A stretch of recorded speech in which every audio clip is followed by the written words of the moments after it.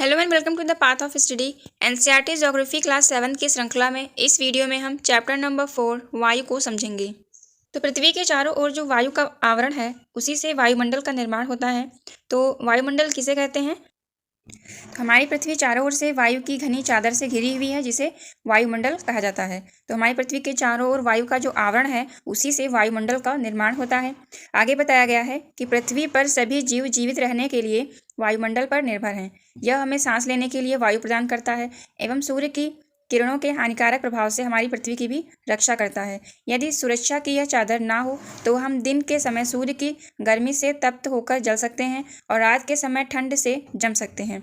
अतः यह वह वायु राशि है जिससे या जिसने पृथ्वी के तापमान को रहने योग्य बनाया है। ठीक है, तो पृथ्वी के तापमान को नियंत्रित करने में किसका योगदान है? वायुमंडल का योगदान है और वायुमंडल के कारण ही पृथ्वी पर जीवन संभव हो पाया है, जबकि अन्य ग्रहों पर वायुमंडल नहीं पाया था जिसके कारण वहाँ पे जीवन संभव नहीं है। आगे यहाँ पे वायुमंडल के घटकों के बारे में बताया गया है, इन्हें देख लेते हैं। जिस वायु का प्रयोग हम सांस लेने के लिए करते हैं वास्तव में वह अनेक गैसों का मिश्रण होती है। नाइट्रोजन तथा ऑक्सीजन ऐसी दो गैसें हैं जिनसे वायुमंडल का बड़ा भाग बना हुआ है। तो सबसे ज़्यादा नाइट्रोजन और ऑक्सीजन ही वायुमंडल में उपस्थित हैं।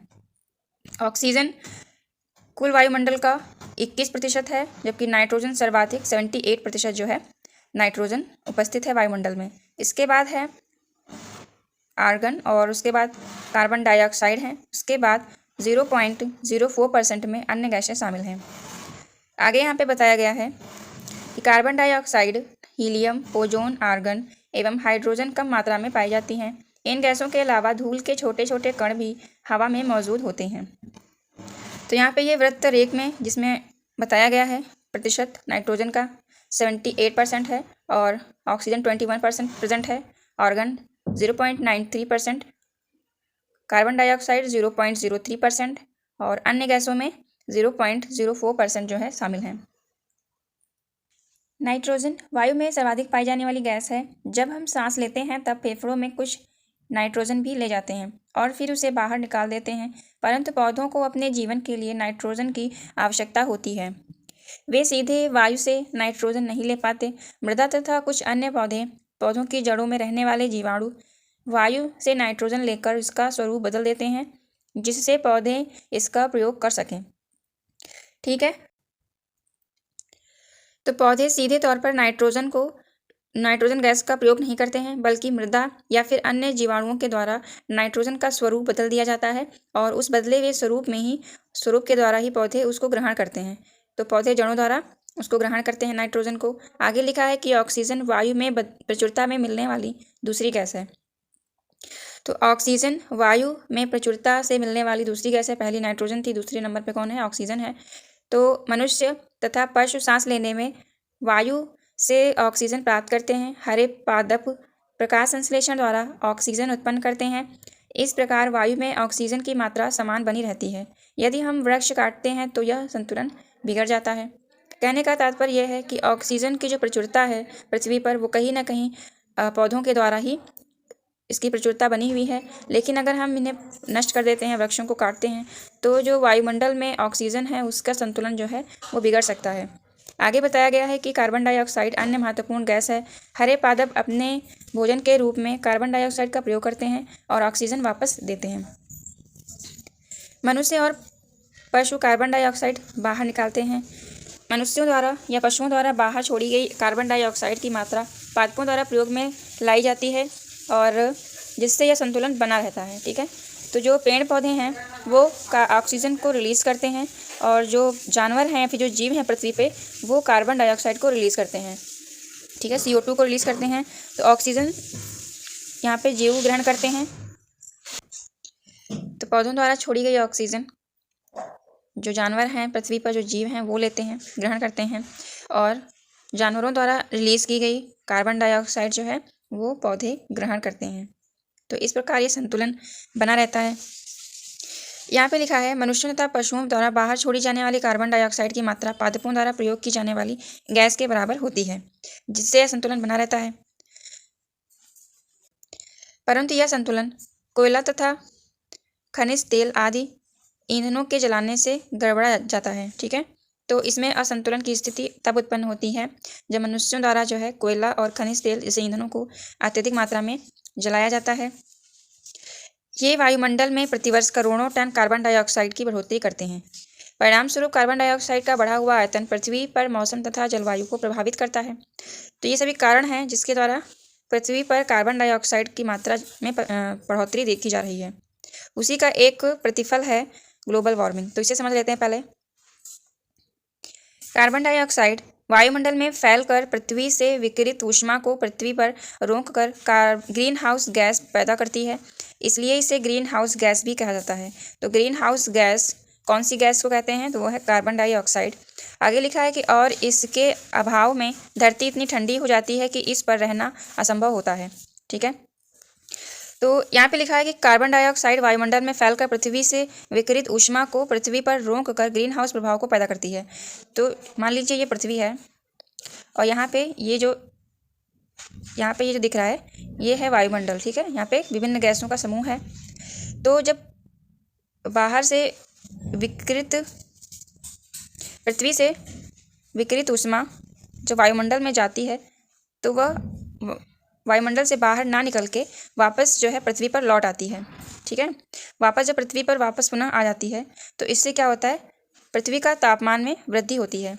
अगर यहाँ पे कार्बन डाइऑक्साइड जो पृथ्वी के द्वारा रिलीज़ की जा रही है वो वायुमंडल से बाहर निकलकर अंतरिक्ष में चली जाती है तो इससे क्या होगा? जो पृथ्वी का तापमान है वो नियत बना रहेगा। लेकिन अगर ये वायुमंडल के बाहर नहीं जा पाती है, वापस जो है विकृत होकर वापस पृथ्वी पर ही रुक जाती है, तो इससे जो है तापमान में बढ़ोतरी देखी जाती है। तो यही कारण ग्रीन हाउस गैस इफेक्ट कहलाता है। आगे लिखा है किंतु जब कारखानों एवं कार के धुएं से वायुमंडल में इसका स्तर बढ़ता है तब इस ऊष्मा के द्वारा पृथ्वी का तापमान बढ़ता है और इसे ही जो है क्या कहा जाता है? ग्लोबल वार्मिंग यानी भूमंडलीय तापन कहते हैं। तो भूमंडलीय तापन किसके द्वारा होता है? कारखानों और कार इत्यादि के जो धुआं होता है, निकलने वाला धुआं है, इससे तो उससे वायुमंडल में कार्बन डाइऑक्साइड की मात्रा जो बढ़ती है, इससे ऊष्मा की बढ़ोतरी भी देखी जाती है जिसके द्वारा पृथ्वी का तापमान बढ़ता है और यही भूमंडलीय तापन का कारण बनता है। आगे लिखा है कि तापमान में इस वृद्धि के कारण पृथ्वी के सबसे ठंडे प्रदेश में जमी हुई बर्फ पिघलती है जिसके परिणाम स्वरूप समुद्र के जलस्तर में वृद्धि होती है जिससे तटीय क्षेत्रों में बाढ़ आ जाती है। दीर्घ अवधि में इसके कारण जलवायु में अत्यधिक परिवर्तन हो सकता है जिसके फलस्वरूप कुछ पौधे एवं पशु लुप्त हो सकते हैं। कहने का तात्पर्य यह है कि जब पृथ्वी के तापमान में वृद्धि होगी तो पृथ्वी पर जो उपस्थित ठंडे प्रदेश हैं वहाँ की जो बर्फ़ है वो पिघलने लगेगी जिससे समुद्र के जलस्तर में वृद्धि होगी और आसपास के तटीय क्षेत्र जो होंगे उनमें बाढ़ आएगी। और अगर दीर्घ अवधि में इसके परिणाम देखे जाएं तो कहीं ना कहीं जलवायु परिवर्तन में भी इसका काफ़ी योगदान रहता है। इसके परिणाम स्वरूप पेड़ पौधे और जीव जंतुओं में विलुप्त होने की जो संभावना है वो बढ़ जाती है। आगे यहाँ पे वायुमंडल की संरचना के बारे में बताया गया है। अभी तक वायुमंडल के संघटक हमने देखे थे, अब देखेंगे वायुमंडल की संरचना के बारे में। तो हमारा वायुमंडल 5 परतों में विभाजित है जो पृथ्वी की सतह से आरंभ होती है। ये हैं क्षोभ मंडल, समताप मंडल, मध्य मंडल, बाह्य मंडल या बाह्य वायुमंडल और बहिर्मंडल। तो ये 5 प्रकार की परतें हैं। इन 5 प्रकार की परतों के द्वारा वायुमंडल की संरचना बनी हुई है। तो सबसे पहले देख लेते हैं क्षोभ मंडल को। यहाँ पे इस डायग्राम में देख पा रहे होंगे वायुमंडल की परतों के बारे में बताया गया है। सबसे पहले है क्षोभ मंडल, उसको देख लेते हैं। यह परत वायुमंडल की सबसे महत्वपूर्ण परत है। इसकी औसत ऊंचाई कितनी है? 13 किलोमीटर है और हम इसी मंडल में मौजूद वायु में सांस लेते हैं। मौसम के लगभग सभी घटनाएं इसी मंडल में होती हैं। यानी क्षोभ मंडल में क्या क्या होता है? वर्षा होती है, कोहरा और ओलावर्षण इत्यादि जो है क्षोभ मंडल के अंतर्गत ही देखे जाते हैं। नेक्स्ट मंडल है समताप मंडल। समताप मंडल क्या है? क्षोभ मंडल के ऊपर का भाग समताप मंडल कहलाता है और इसकी जो ऊंचाई है वो 50 किलोमीटर के लगभग है और यह परत बादलों एवं मौसम संबंधी घटनाओं से लगभग मुक्त होती है। ठीक है, तो समताप मंडल में जो है बादलों का बनना या फिर मौसम संबंधी जो घटनाएं होती हैं जैसे वर्षा हो गया, ओलावृष्टि हो गई या फिर कोहरा हो गया, ये सभी घटनाएं देखने को नहीं मिलती हैं। तो ये सभी घटनाएं केवल क्षोभ मंडल में ही देखने को मिलती हैं। इसके बाद लिखा है कि इसके फलस्वरूप यहाँ की परिस्थितियाँ हवाई जहाज़ उड़ाने के लिए आदर्श होती हैं। ठीक है, तो जो हवाई जहाज़ उड़ते हैं, प्लेन उड़ते हैं, वो समताप मंडल में ही उड़ते हैं। ये समताप मंडल में ही उड़ने की इनकी आदर्श स्थिति देखी जाती है। आगे बताया गया है कि समताप मंडल की ये एक महत्वपूर्ण विशेषता यह है कि इसमें मौजूद ओजोन गैस की परत होती है। यह परत सूर्य से आने वाली हानिकारक गैसों से हमारी रक्षा करती है। तो एक महत्वपूर्ण इसमें इस समताप मंडल में एक महत्वपूर्ण परत होती है जिसका नाम है ओजोन। ओजोन लेयर जो है सूर्य से आने वाली हानिकारक अल्ट्रावायलेट वेव्स को रोकती है, जिससे हमारी पृथ्वी हानिकारक जो है गैसों से उसकी रक्षा होती है। नेक्स्ट मंडल है मध्य मंडल। तो अभी तक हमने देखा क्षोभ मंडल, इसकी ऊंचाई लगभग 13 किलोमीटर। इसके बाद समताप मंडल, इसकी ऊंचाई लगभग 5 किलोमीटर तक है। नेक्स्ट है मध्य मंडल। तो मध्य मंडल की ऊंचाई लगभग 80 किलोमीटर है। यह वायुमंडल की तीसरी परत होती है और यह समताप मंडल के ठीक ऊपर होती है। यह लगभग 80 किलोमीटर की ऊंचाई तक फैली हुई है और अंतरिक्ष में प्रवेश करने वाले उल्का पिंड इस परत में आने पर जल जाते हैं। ठीक है, तो जो उल्का पिंड वाली घटनाएं होती हैं, तो जो वे घटनाएं कहाँ देखी जाती हैं? मध्य मंडल में देखी जाती हैं। इसके बाद है मध्य मंडल के बाद बाह्य मंडल या बाह्य वायुमंडल है। तो बाह्य वायुमंडल में बढ़ती ऊंचाई के साथ तापमान अत्यधिक तीव्रता से बढ़ता है और आयन मंडल इस परत का एक भाग है। यह 80 से 400 किलोमीटर तक फैला हुआ है। इसमें रेडियो संचार के लिए इस परत का प्रयोग किया जाता है। वास्तव में पृथ्वी से प्रसारित रेडियो तरंगें इस परत द्वारा पुनः पृथ्वी पर परावर्तित कर दी जाती हैं। ठीक है, तो इसकी क्या विशेषता है? बाह्य वायुमंडल की विशेषता यह है कि इसी के अंदर जो है एक परत पाई जाती है आयन मंडल की, और इसकी ऊंचाई कितनी है, लगभग इसका विस्तार कितना है, वो 80 से 400 किलोमीटर तक इसका विस्तार देखा जाता है। और इसके अंदर जो है रेडियो संचार और रेडियो तरंगों की जो प्रसारित होती हैं, पृथ्वी से प्रसारित जो रेडियो तरंगें होती हैं, उनका जो है प्रसारण या फिर उनका पुनः परावर्तित पृथ्वी पर भी परावर्तित कर दी जाती हैं। उसके बाद है बहिर्मंडल। वायुमंडल की सबसे ऊपरी परत को बहिर्मंडल के नाम से जाना जाता है। यह वायु की पतली परत होती है। हल्की गैसें जैसे हीलियम तथा हाइड्रोजन यहीं से अंतरिक्ष में तैरती रहती हैं। ठीक है, तो बहिर्मंडल में इसकी क्या विशेषता है? इसकी यह विशेषता है कि यह एक वायु की पतली परत होती है और हल्की गैसें जैसे कि हीलियम है, हाइड्रोजन है, यहाँ पर अंतरिक्ष में तैरती रहती हैं। और वायुमंडल की सबसे ऊपरी परत को बहिर्मंडल के नाम से जाना जाता है। तो ये पांचों मंडल जो है, ये पांचों जो परतें हैं वायु की, ये मिलके वायुमंडल की संरचना का निर्माण करती हैं। इसके बाद है जलवायु या मौसम एवं जलवायु। इसको समझ लेते हैं। यहाँ पे तो पहले इसका जो घटक है वो है तापमान। तापमान को देखते हैं। तो आप प्रतिदिन जिस तापमान का अनुभव करते हैं वह वायुमंडल का तापमान होता है।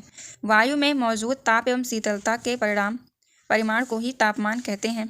ठीक है, और तापमान जो है तापमापी द्वारा मापा जाता है, जबकि वायु दाबमापी के द्वारा वायु दाब मापा जाता है। वायुमंडल का तापमान केवल दिन और रात में ही नहीं बदलता, बल्कि ऋतुओं के अनुसार भी बदलता है। शीत ऋतु में अपेक्षा ग्रीष्म ऋतु ज़्यादा गर्म होती है। ठीक है, उसके बाद बताया गया है आतपन के बारे में। तो यह एक महत्वपूर्ण कारक है जो तापमान के वितरण को प्रभावित करता है। सूर्य से आने वाली वह ऊर्जा जिसे पृथ्वी रोक लेती है वह आतपन कहलाती है। ठीक है, तो अभी तो ऊपर हमने तापमान को देखा था और ये नेक्स्ट है आतपन। आतपन क्या है? यह सूर्य से आने वाली वह ऊर्जा है जिसे पृथ्वी जो है रोक लेती है और पृथ्वी से ये ऊर्जा अंतरिक्ष में वापस नहीं जा पाती, तो इसी ऊर्जा को ही क्या कहते हैं? आतपन कहा जाता है। ठीक है, आगे बताया गया है कि आतपन यानी कि सूर्य तप की मात्रा भूमध्य रेखा में ध्रुवों की ओर घटती जाती है। ठीक है, जैसे पृथ्वी है, यहाँ पे विषुवत रेखा है और यहाँ पे जो ध्रुव हैं, तो जैसे जैसे ध्रुवों की तरफ हम बढ़ते हैं वैसे वैसे जो है क्या होता है? तापमान में कहीं ना कहीं गिरावट देखने को मिल जाती है। तो यही कारण है कि आतपन यानी सूर्य तप की जो मात्रा होती है वह भूमध्य रेखा से यानी विषुवत रेखा से ध्रुवों की ओर क्या होती है? घटती जाती है। इसलिए तापमान उसी प्रकार घटता जाता है। यदि पृथ्वी का तापमान अत्यधिक बढ़ जाता है तो यह इतना गर्म हो जाएगी कि यहाँ कुछ फसलें नहीं उग सकेंगी और गाँव में अपेक्षा नगरों का तापमान बहुत अधिक होता है। दिन के समय ऐसा फेल्ट से बनी सड़कें एवं धातु और कंक्रीट से बने भवन गर्म हो जाते हैं और रात के समय यह ऊष्मा मुक्त होती जाती है। नगर के भीड़ वाले ऊंचे भवन गर्म वायु को रोक लेते हैं, जिससे नगरों का तापमान बढ़ जाता है। तो यहाँ पे कुछ यंत्रों के बारे में बताया गया है कि तापमापी के द्वारा तापमान का मापन किया जाता है, वायुदाब मापी द्वारा वायुदाब का मापन किया जाता है, वर्षा मापी के द्वारा वर्षा की मात्रा का मापन करते हैं। और अगला है वात दिग्दर्शी, इसके द्वारा जो है पवन की दिशा को दर्शाया जाता है। ये सभी मौसम की जानकारी देने वाले यंत्र हैं। तापमान को मापने की मानक इकाई डिग्री सेल्सियस है और इसका आविष्कार किसने किया था? इसका आविष्कार किया था एंडर्स सेल्सियस ने। और सेल्सियस पैमाना पर जल 0 डिग्री सेंटीग्रेड पर जमता है और 100 डिग्री सेंटीग्रेड पर उबलता है। आगे यहाँ पे वायु दाब के बारे में बताया गया है, तो इसे समझ लेते हैं। यह जानकर आपको आश्चर्य होगा कि वायु हमारे शरीर पर उच्च दाब के साथ बल लगाती है, किंतु हम इसका अनुभव नहीं करते हैं। यह इसलिए होता है क्योंकि वायु का दाब हमारे ऊपर सभी दिशाओं से लगता है और हमारा शरीर विपरीत बल लगाता है। इसी के कारण जो है हमारे शरीर के द्वारा लगाया गया बल, इसकी अनुभूति हम नहीं कर पाते हैं। पृथ्वी की सतह पर वायु के भार द्वारा लगाया गया दाब वायु दाब कहलाता है। तो वायु दाब क्या है? तो पृथ्वी की सतह पर वायु के भार द्वारा लगाया गया दाब वायु दाब कहलाता है। वायुमंडल में ऊपर की ओर जाने पर दाब तेजी से गिरने लगता है। इस समुद्र स्तर पर वायु दाब सर्वाधिक होता है और ऊंचाई पर जाने पर यह घटता जाता है। वायु दाब का क्षैतिज वितरण किसी स्थान पर उपस्थित वायु के ताप द्वारा प्रभावित होता है और अधिक तापमान वाले क्षेत्रों में वायु गर्म होकर ऊपर उठती है। यह निम्न दाब क्षेत्र बनाता है। तो यहाँ पे बताया गया है कि वायुमंडल में ऊपर की ओर जाने पर दाब तेजी से गिरने लगता है। ठीक है, तो दाब में जो प्रेशर है उसमें गिरावट देखी जाती है जब वायुमंडल में ऊपर की ओर जाते हैं, और समुद्र स्तर पर वायु दाब जो है सर्वाधिक होता जाता है। ऊंचाई पर जाने पर यह घटता जाता है और वायु दाब का क्षैतिज वितरण किसी स्थान पर उपस्थित वायु के तापमान द्वारा प्रभावित होता है। ठीक है, तो अगर वायु दाब का क्षैतिज वितरण देखा जाए तो किसी स्थान पर उपस्थित वायु के तापमान इससे प्रभावित होता है और अधिक तापमान वाले क्षेत्रों में वायु गर्म होकर ऊपर उठती है और निम्न दाब क्षेत्र बनता है। निम्न दाब बादल युक्त आकाश एवं नम मौसम के साथ जुड़ा होता है। तो जहाँ पे निम्न दाब क्षेत्र बनता है वहाँ पे बादल बनने की संभावना रहती है, आकाश नम और नम मौसम की भी संभावना रहती है, यानी आर्द्र मौसम की संभावना रहती है। आगे बताया गया कि कम तापमान वाले क्षेत्रों में वायु ठंडी होती है, जिसके फलस्वरूप यह भारी होती है। भारी वायु निमज्जित होकर उच्च दाब क्षेत्र बनाती है और उच्च दाब के कारण स्पष्ट एवं स्वच्छ आकाश होता है। तो स्पष्ट एवं स्वच्छ आकाश किस कारण होता है? जब वायु दाब में भारी वायु निमज्जित होकर उच्च दाब का निर्माण करती है। ठीक है, तो स्वच्छ आकाश होता है। लेकिन जब निम्न दाब क्षेत्र का निर्माण होता है तब जो है बादल युक्त आकाश होता है और नम मौसम रहता है। आगे यहाँ पे पवन के बारे में बताया गया है।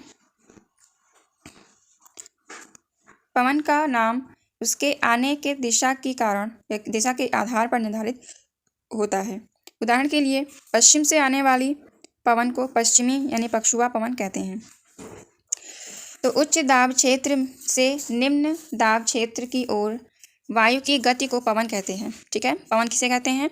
उच्च वायु दाब क्षेत्र से निम्न वायु दाब क्षेत्र की ओर आने वाली यानी वायु की गति को पवन कहा जाता है। आप पवन को काम करते देख सकते हैं।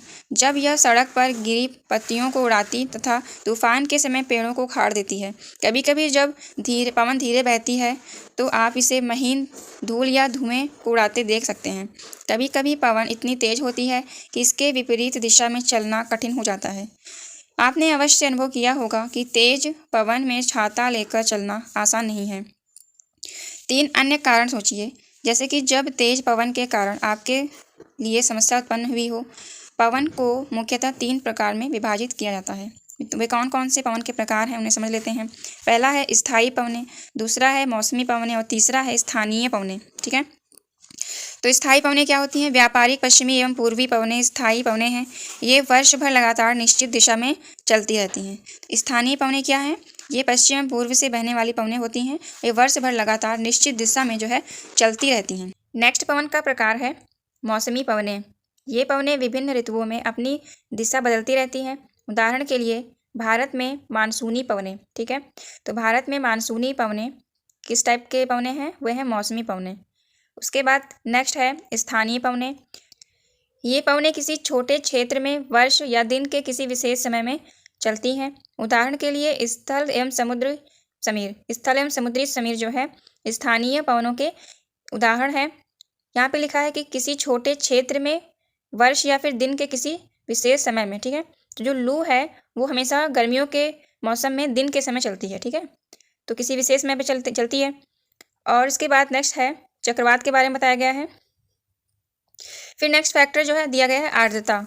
तो आर्द्रता के बारे में समझ लेते हैं। आर्द्रता किसे कहते हैं? तो वायु में किसी भी समय जलवाष्प की जो मात्रा होती है उसको आर्द्रता कहा जाता है।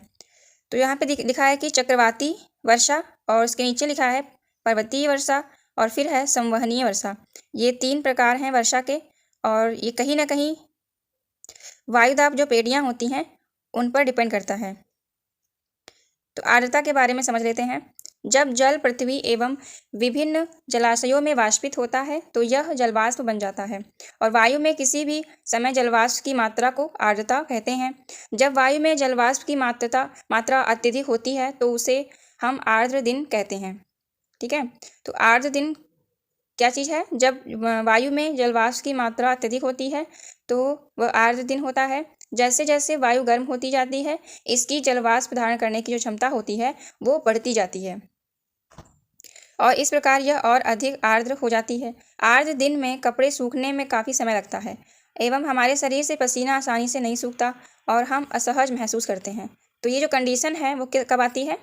ये अक्सर जो है जब बरसात का मौसम होता है, यानी बारिश वर्षा ऋतु होती है, उसमें यह महसूस होता है। उसके बाद है जब जल वाष्प ऊपर उठता है तो यह ठंडा होना शुरू हो जाता है, और जल वाष्प संघनित होकर ठंडा होकर जल की बूंदें या जल के बूंद बनाते हैं, और बादल इन्हीं जल बूंदों का ही एक समूह होता है। जब जल की ये बूंदें इतनी भारी हो जाती हैं कि वायु में तैर ना सकें तब ये वर्षण के रूप में नीचे आ जाती हैं। ठीक है, तो वर्षा का यही बूंदें मिलकर जो है वर्षा का कारण बनती हैं।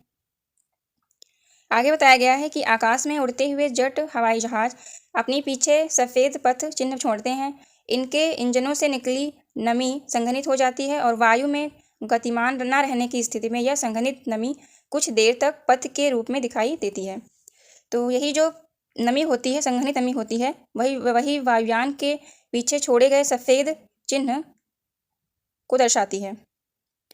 आगे बताया गया है कि पृथ्वी पर जल के रूप में गिरने वाला वर्षण वर्षा कहलाता है।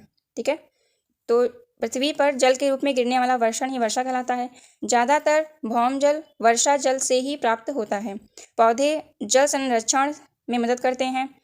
जब पहाड़ी पार्श्व से पेड़ काटे जाते हैं वर्षा जल अनावृत पहाड़ों से नीचे बहता है एवं निचले इलाकों में बाढ़ का कारण बनता है। क्रियाविधि आधार पर वर्षा 3 प्रकार के होते हैं। कौन कौन से होते हैं? वे हैं संवहनीय वर्षा, पर्वतीय वर्षा और चक्रवातीय वर्षा। यहाँ पे इसके एग्जाम्पल कुछ चित्र के माध्यम से समझाया गया है। पहला है चक्रवाती वर्षा। चक्रवाती वर्षा में क्या होता है? जो ठंडी वायु होती है वो नीचे रहती है और गर्म वायु जो है ऊपर जाती है, जिसके कारण वातावरण का निर्माण होता है और लास्ट में जो है वर्षा होती है। तो ये क्या है? ये चक्रवाती वर्षा का एग्जाम्पल है। नेक्स्ट है पर्वतीय वर्षा। पर्वतीय वर्षा, इसमें जो है वायु, जो आर्द्र वायु होती है वो पहाड़ों से टकरा के यहाँ पे बादल का निर्माण करती है और फिर जो है वर्षा कराती है। तो ये पर्वतीय वर्षा होती है। और संवहनीय वर्षा जो है गर्म वायु ऊपर उठती है और फिर बादल का निर्माण करके वहाँ पे वर्षा जो होती है वह संवहनीय वर्षा का प्रकार है। आगे लिखा है कि पौधों तथा जीव जंतुओं के जीवित रहने के लिए वर्षा बहुत महत्वपूर्ण है। इससे धरातल को ताज़ा जल प्राप्त होता है, और यदि वर्षा कम हो तो जल की कमी तथा सूखा हो जाता है। इसके विपरीत अगर वर्षा अधिक होती है तो बाढ़ आ जाती है। ठीक है, उसके बाद यहाँ पे बताया गया है कि वर्षण के दूसरे रूप हिम, सहिम, वृष्टि या ओला हैं। तो वर्षण के दूसरे रूप कौन कौन से हैं? एक तो हिम हो गया, एक सहिम वृष्टि है, और तीसरा है ओला। ये सभी किसके प्रतिरूप हैं? ये सभी वर्षण के प्रतिरूप हैं। तो ये चैप्टर यहाँ पे कंप्लीट होता है। इसके बाद इसके हम एक्सरसाइज को देख लेते हैं। पहला क्वेश्चन है, निम्नलिखित में से कौन सी गैस हमें सूर्य की हानिकारक किरणों से बचाती है? तो कौन सी गैस है? वो गैस है ओजोन। नेक्स्ट क्वेश्चन है, वायुमंडल में सबसे महत्वपूर्ण परत है। सबसे महत्वपूर्ण परत कौन सी है वायुमंडल में? ऑप्शन है क्षोभ मंडल, बाह्य वायुमंडल और मध्यमंडल। तो वायुमंडल की सबसे महत्वपूर्ण परत है क्षोभ मंडल, क्योंकि सभी जो जितनी भी गतिविधियां हैं वो क्षोभ मंडल में ही होती हैं। नेक्स्ट क्वेश्चन है, वायुमंडल की परतों में जब हम ऊपर जाते हैं तब वायुदाब क्या होता है, बढ़ता है, घटता है, फिर समान रहता है? तो जब हम वायुमंडल की परतों में जब ऊपर जाते हैं तो वायुदाब जो है वो घटता है। ऑप्शन नंबर बी सेकंड वाला सही होगा। जब वृष्टि तरल रूप में पृथ्वी पर आती है उसे हम क्या कहते हैं? तो उसे वर्षा कहा जाता है। ठीक है, इसके बाद यहाँ पे सही जोड़े मिलान करने को दिए गए हैं। इसमें पहला है व्यापारिक पवनें। तो व्यापारिक पवनें किस प्रकार की पवनें हैं? ये स्थायी पवनें हैं। लू ये किस प्रकार की पवन है? ये स्थानीय पवन है। ठीक है, जो कि भारत में बहती है। अगला है मानसून। मानसून जो है मौसमी पवन है। और लास्ट है पवन। पवन इसका तात्पर्य है कि पवन की क्षैतिज गति। ठीक है, तो ये चैप्टर यहाँ पे कंप्लीट होता है। नेक्स्ट वीडियो में हम नेक्स्ट चैप्टर को कवर करेंगे। वीडियो पसंद आई हो तो लाइक करिएगा, हमारे चैनल को सब्सक्राइब करिए। Thank you for watching. जय हिंद।